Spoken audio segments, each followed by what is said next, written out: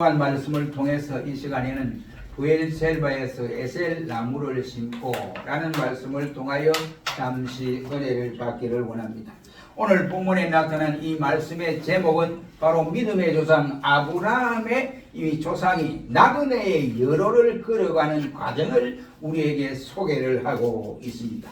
부엘셀바라고 하는 것은 헤브론에서 약 서남쪽으로 45km 정도 떨어져 있고 저들의 중심, 생활의 중심지인 예루살렘에서는 75km나 떨어져 있는 자리 잡은 곳으로서 지금도 빌 에스세바라고 하는 옛날의 이름 그대로를 따서 저들이 사용하고 있음을 볼 수가 있습니다. 지금 아브라함은 그라를 떠나서 이곳에까지 이르게 되었습니다. 이곳은 해안으로서부터 시작된 것으로서 내륙으로 뻗어가는 이와 같은 평지와 비슷한 이와 같은 토지를 이루고 있습니다. 그래서 그곳은 항상 물이 충분해요.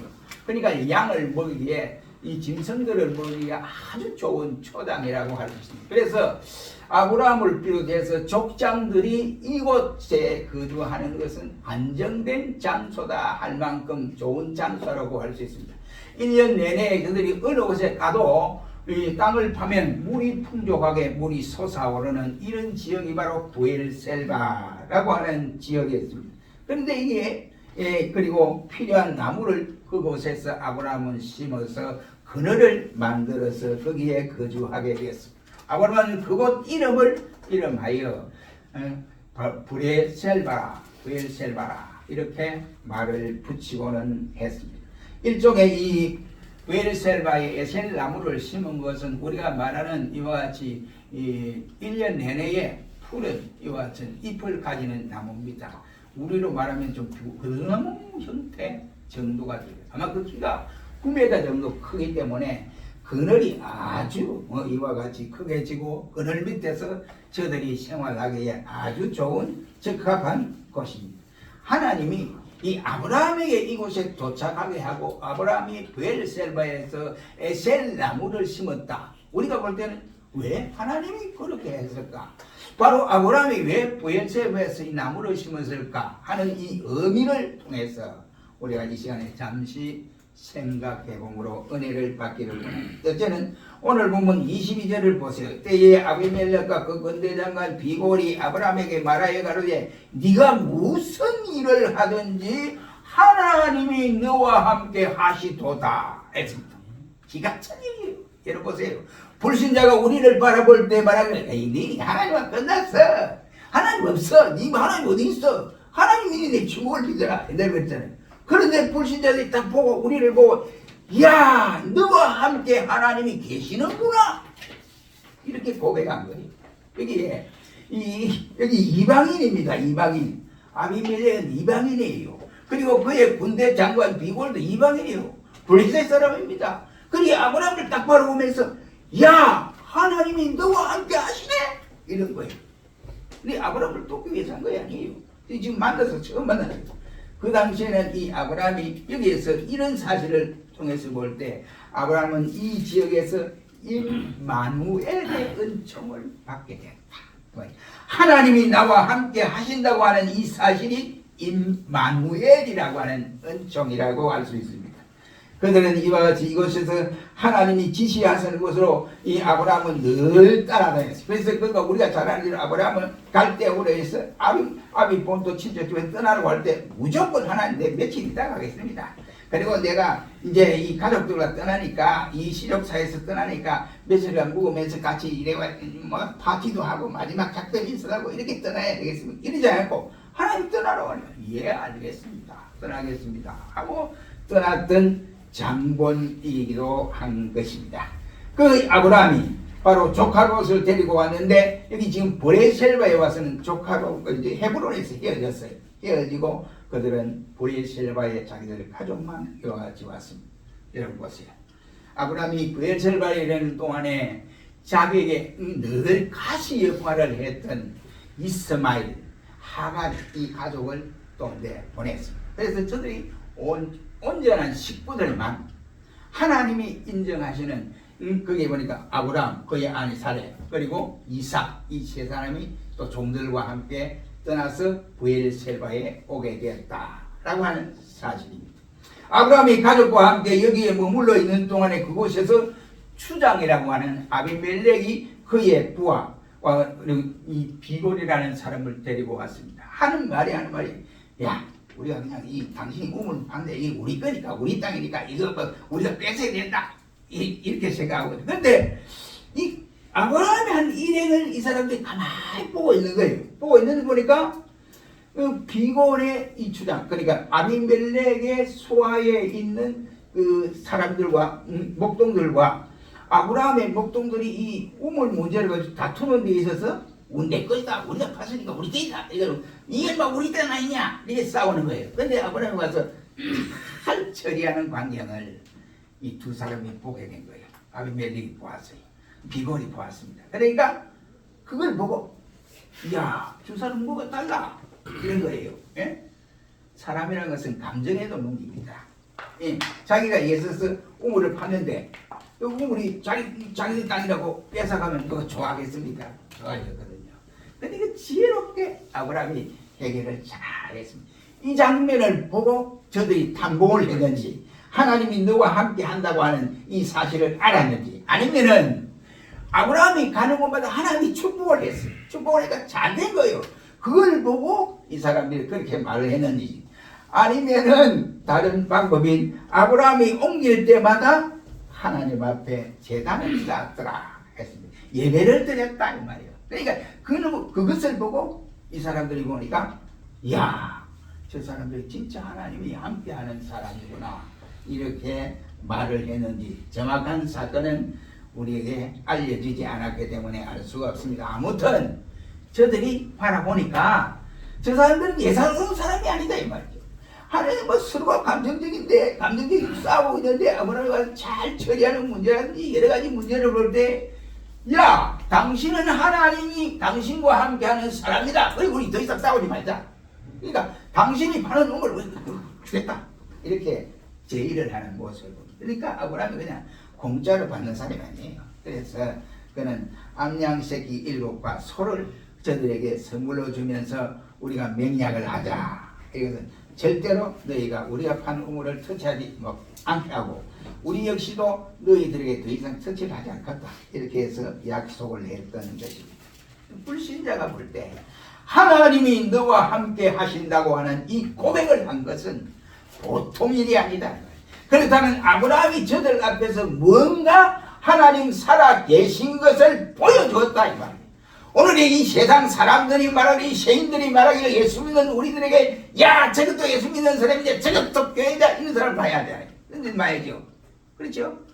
그렇다면 우리가 해야 할 일들이 아브라함처럼 이런 모습을 보여서 불신자들이 바라볼 때 야, 저 사람은 하나님과 함께하는 사람이야, 저 교회가 하나님의 역사하는 교회야, 이 소리를 들어야 되지 않겠냐 말이에요. 이것이 바로 임마누엘 역사라 이 말이에요. 우리 늘 생활 속에서 하나님이 너와 함께 하신다, 하나님이 당신 교회와 함께 하신다, 하나님이 당신과 함께 하신다, 하나님이 당신의 가족과 함께 하신다고 하는 확실한 임마누엘 은총이 임하기를 주의 이름으로 축원합니다. 두 번째는 오늘 보면 23절로 32절 말씀의 설명을 잘 해주고 있습니다.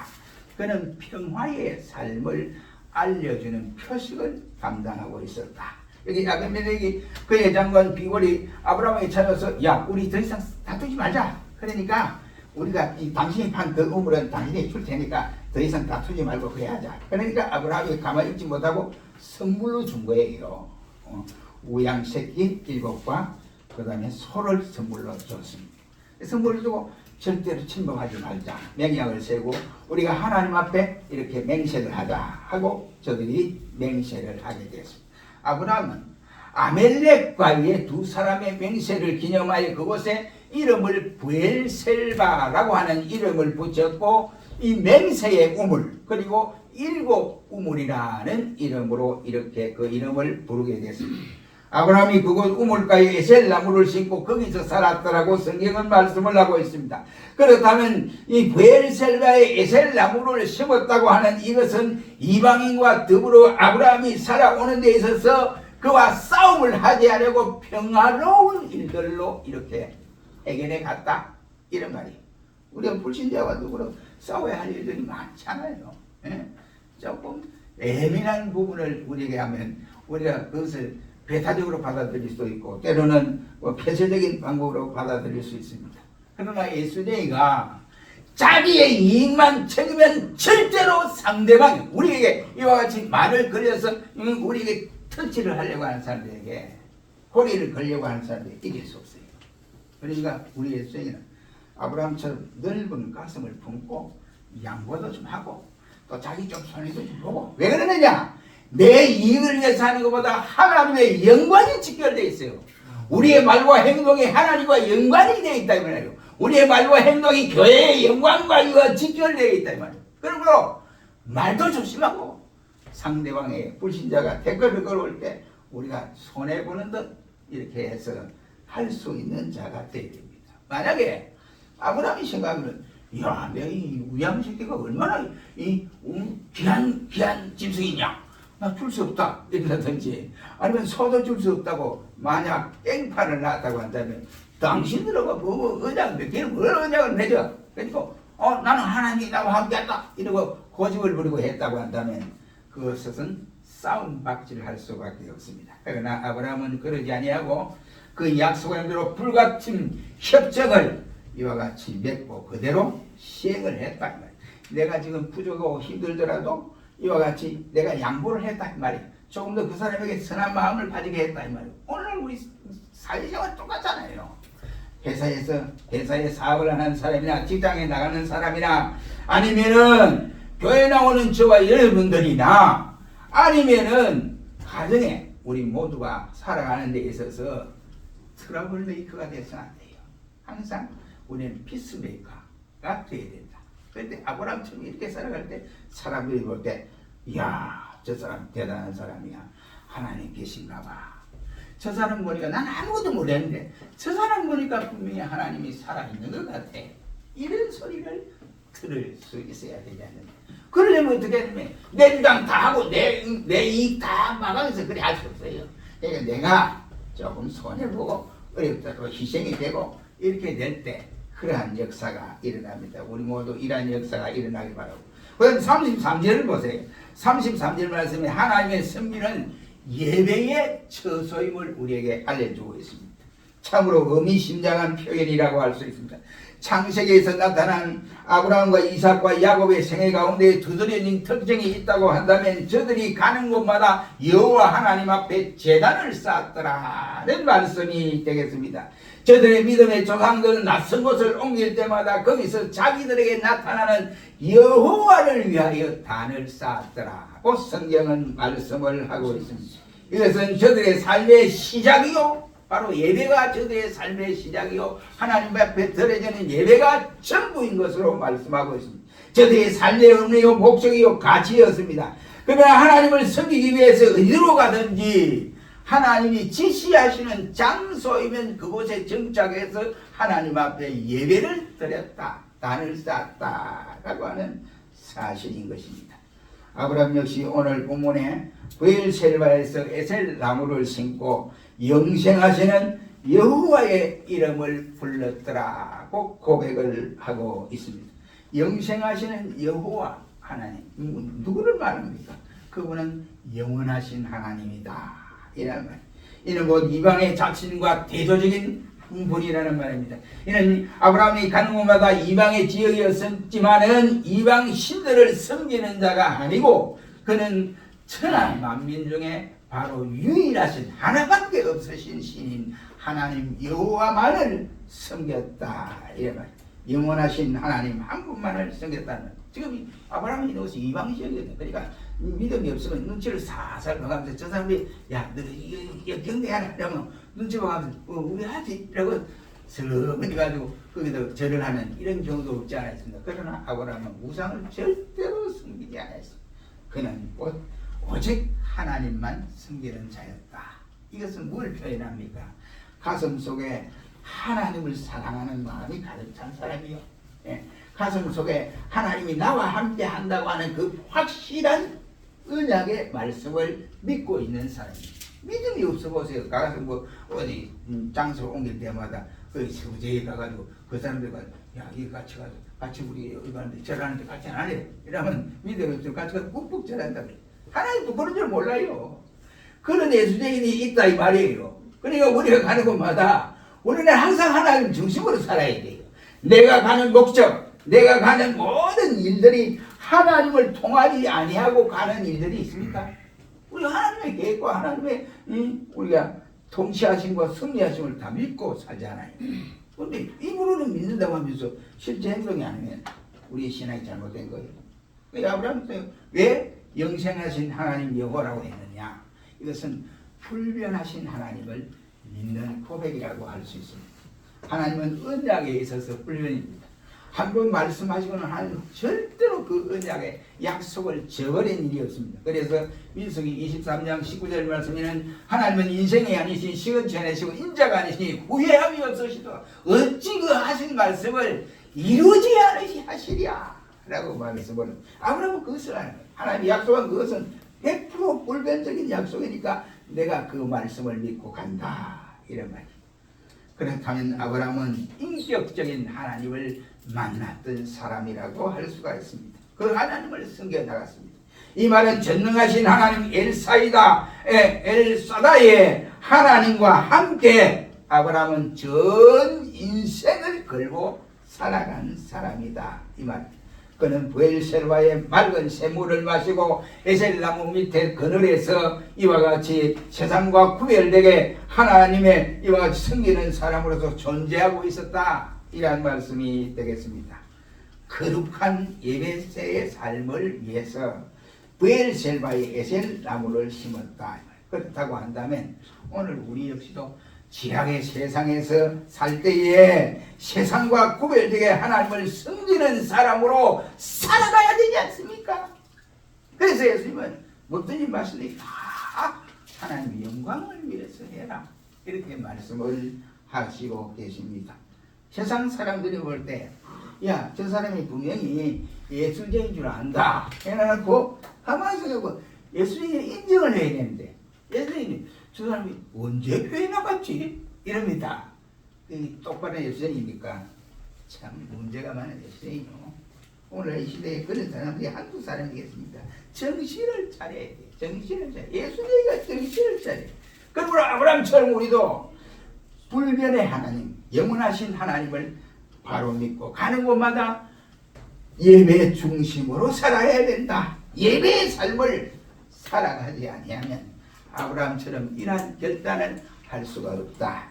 그 다음 네 번째는 여기에 33절 다 같이 한번 읽어봅니다. 시작. 아브라함은 베르사다에서 나무를 심고 거기서 영생하시는 하나님 여호와의 이름을 불렀어. 예, 가정이 불안하면요 여기 뭐 하나님을 찬양하고 이런 게 없습니다. 여기 에셀 나무를 심고 그것에서 아브라함이 영생하시는 하나님 여호와의 뭘 불렀다? 이름을 불렀더라.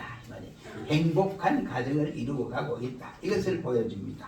여러분, 아브라함의 이 생애 중에서 가장 아름답고 평화로운 이와 같은 장면이 바로 이 장면이라고 생각합니다. 그는 항상 조카 롯과의 이와 같이 어려운 가운데서 조카 롯을 야, 너 헤어지자. 헤어졌습니다. 그리고 또 이 조카 롯과 헤어지는 장면과 비교할 때 완전히 대치된 상황이에요. 그리고 그의 하갈과 이스마엘과 갈라지는 이와 같은 상황과 비교해 볼 때도 완전히 대조적인 사건을 이루고 있습니다. 맑은 샘물이 솟고 푸른 초원에 양떼들이 풀을 뜯고 높은 것은 이와 같이 높이 솟는 에셀나무의 그늘 아래에서 우거진 그늘에서 저들이 그곳에서 살았다. 이 말 그곳에서 앉아서 행복한 가정의 모습을 보여주고 있습니다. 이것이 바로 아브라함의 지금 현재입니다. 이 지금 아브라함은 가족은 아브라함, 사라 그리고 그의 아들 이삭과 더불어 종들과 함께 여기 있습니다. 저들이 얼마나 행복하겠어요. 이제 말썽꾸질 가족이 없습니다. 아무도 없어요. 그러니까 아브라함이 너무나 행복한 것이. 그러니까 그의 아들 독자 이삭이지요. 하나밖에 없는 아들입니다. 하나님이 약속하신 아들이었고 곧 그 아들 이삭의 이름이 웃음이라고 하는 뜻에 따라서 웃고 지내는 이와 같은 상황으로 변해지고 있습니다. 지금 이삭은 대장부의 기품을 드러내면서 아버지 아브라함에게 나그네 생활에서 그에게 하는 하나님 앞에 예배하는 모습과 하나님 앞에 어떻게 예배를 드려야 되며 어떤 중심으로 살아가야 할 것인가를 직접 보고 깨닫고 그리고 체험하는 실천 신학의 공부를 하고 있는 실정에 있습니다. 한마디로 요약하려면 아브라함의 신앙의 맥을 이어갈 아들로 조금도 손색이 없는 과정을 밟고 있다라고 할 수 있습니다. 이러한 이삭은 아브라함과 사라의 마음을 온통 흔들어 놓습니다. 이런 거 있잖아요. 저기 이제 가끔가다 저희는 손자들한테 전화를 자주 해요. 저는 집사람은 왜 자꾸 전화합니까? 이래요. 좋아요. 좋더라고. 그러니까 이제 그런데 이제 친구들이 하는 말이 야, 너 손자 있어? 이래. 에이, 손자 있지. 몇 명 있는데 5명 있어. 이러면 자기들이 이제 애를 낳았다니까요. 아들이 뭐 장가를 늦게 가가지고 애를 낳았는데 참 전화할 수도 없고 하고 싶기는 하고 싶은데 애가 어리는 그 말이 통해야지 이래요. 그래. 그러니까 이제 좀 더 커야 내가 지금 누리는 이 누림을 너희도 누릴 수 있을 거야. 이런 이 말도 하기도 했습니다. 근데 행복한 가정에 있으면 아들 이상은 이리 봐도 아브라함이 봐도 얼마나 좋겠어요. 그렇죠? 아들 이삭의 얼굴만 봐도 와 하나님이 이 아들을 내게 주시려고 100세까지 나를 기다리게 하셨구나. 모든 사람들이 아들을 낳지 못한다고 생각했을 때 하나님이 나의 아내를 통해서 나를 통해서 100세 하나님이 약속하신 대로 아들을 주신 아들이 이 아들이었구나. 얼마나 좋겠어요. 그 아들이 점점 신학으로 자꾸 자기 따라 이제 닮아가지고 성장하는 모습을 볼 때 행복하기 짝이 없을 것입니다. 그러나 그러한 행복한 가정에 하갈의 모자가 거기에 끼었다라고 생각했거든요. 이건 항상 뭐 싸움 박해하고 막 야단 났을 것입니다. 그런데 그게 없어졌어요. 그러나 하갈의 가족을 보내면서 아브라함은 뭔가 가슴에 냉가슴을 알았지만은 그는 큰 일을 위해서 작은 것을 이와 같이 희생해서 보내었습니다. 이런 이삭의 성장 과정을 모습을 바라보는 부모된 입장에서는 아브라함과 사라 이 모습을 볼 때 기쁘지 아니할 수가 없습니다.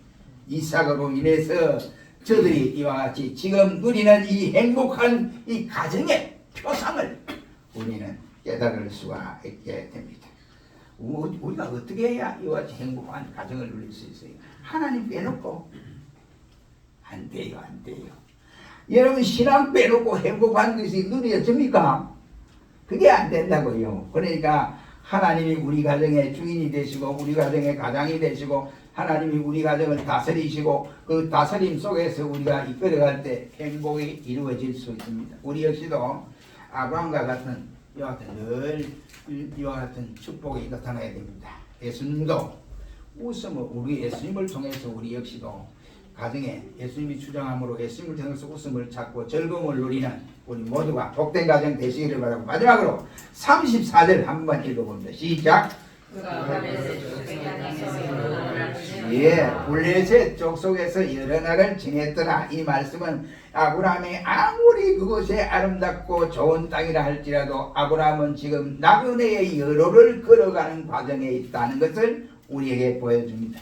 아브라함이 지금 살고 있는 이 브레일셀바는 바로 블레셋 국경 지역으로서 자기 땅이 아닙니다. 자기 나라도 아닙니다. 이방 지역입니다. 그곳에 저는 자주 우리 성경에 보면 아브라함이 그곳에 자주 출입한 일이 없지 않아 있습니다. 아브라함이 브엘셀바에 에셀나무를 심고 거기서 영생하시는 하나님 여호와의 이름을 부르고 이삭과 함께 즐겁고 행복하게 살아가고 있습니다. 그러나 그것이 가나안 땅이 아니기 때문에 블레셋 땅이기 때문에 하나님이 또 지시해서 하나님이 약속한 땅은 가나안 땅이기 때문에 가나안 땅으로 가야 돼요. 이 말은 무슨 말이냐? 자기가 영구히 살아야 할 땅이 바로 가나안이 아니기 때문에 블레셋 땅이기 때문에 자기의 본행이 가나안 땅이 다 되시 저와 여러분들이 이 세상은 영구한 도성이 아닙니다. 그런데 왜 이 세상의 매력을 느끼고 있습니까? 예? 우리의 매력을 느낄 것은 저 하늘 저 땅입니다. 하나님 나라고요. 이런 중심을 살아가야 돼요. 세상에 말하고 세상에 뭐를 다 하고 세상에서 다 모으려고 야단도 모으는 것도 좋아요. 그런데 그 중심이 흩어져서 안 된다. 우리는 나그네 여로를 살아가는 사람들이다. 이런 말. 그래서 히브리서는 말하기를 이 사람들을 일러서 이 사람들은 다 믿음을 따라 죽었으며 약속을 받지 못하였으되 그것들을 멀리서 보고 바라보고 한영하며 또한 그 땅에서 외국인과 나그네로라 하는 칭호를 받고 살았다 라고 하면서 저들은 본향을 찾는 것을 나타내미니라고 했습니다. 히브리 13장 14절 말씀에는 우리가 여기는 영구한 도성이 아니고 오직 장차올 우리의 도성은 하나님 나라라고 밝혀주고 있습니다. 사랑하는 성도 여러분, 우리 인생 살아가는데 기본도 오고 어려움도 오고 고생도 하고 남편이 고생하는데 아내가 모를 수 있고 아내가 고생하는데 남편이 모를 수 있고 자식이 모를 수 있고 부모가 모를 수 있고 다 고생이 여러 가지 고생들이 있습니다. 그러나 그 고생 가운데 우리가 살아가는 이 땅은 영원한 도성이 아닙니다. 잠시 있다가 주님 오라면 가야 돼요. 가야 할 টা입니다. 그럼 우리 모두가 이 땅에 너무 매력을 두지 말고 우리의 본향은 하나님 나라. 이 하나님 나라를 많이 사모하고 사모하여 살아가는 우리 모두가 되어야 됩니다. 사랑하는 성도 여러분, 결론을 내겠습니다. 우리 모두 이 웰셀바에서 에셀 나무를 심고 거기서 영생하시는 하나님의 이름을 부르고 살아간 아브라함 가족처럼 우리 모두 이 제단에 십자가를 높이 세우고 우리의 믿음껏 영생하신 하나님을 부르고 거룩하신 복되고 살아가는 우리 모두가 되어져서 가는 곳마다 우리가 싸움 박질하지 말고 가는 곳마다 평화의 사도가 돼. 그래서 그 사람들로 하여금 예수를 보게 하고 그 사람들로 하여금 하나님의 영광을 보게 하고 그 사람들로 하여금 야 복음이 저런 것이구나, 예수 믿는 것이 저런 것이구나, 이것을 잘 보여줄 수 있는 우리 모두가 되시기를 주의 이름으로 축원합니다. 기도하겠습니다. 거룩하신 주님, 우리가 이 시간도 아브라함의